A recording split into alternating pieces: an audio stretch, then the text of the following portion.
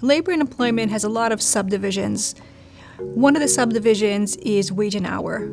I'm very passionate about wage and hour law. It's when the employer is not paying the employee the wages they should be paying. And that could be overtime, it could be minimum wage, it could be tips, it could be bonuses, it could be any version at any level of wages that are being owed to the employee and for some reason are not being given to them. We concentrate a lot on causes of action brought under the Fair Labor Standards Act, FLSA claims, and that just means that usually it's employees that are owed money for various reasons. Either they're not being paid their overtime, they're not being paid their minimum wage, tips are being withheld, their bonuses are not being given, and each of these areas are slightly different analytically, and they have different lenses that we have to look through, and we concentrate a lot on making sure we find the best theory of recovery for each client. And a lot of times with the wage and hour, you see that what the employer is doing is on a systemic level. So if they're denying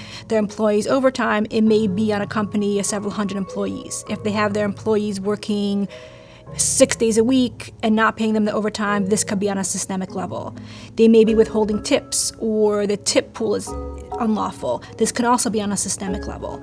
When that happens, we put together what's called a collective action or class action, and we seek recovery on behalf of the whole class. And there, the theory of recovery is twofold. First of all, we want to make sure that the injured plaintiffs are made whole, but also when there's an employer that is violating the FLSA on a systemic level, we want to make sure that the practices change and that in general, the employment becomes more fair and more lawful for all employees.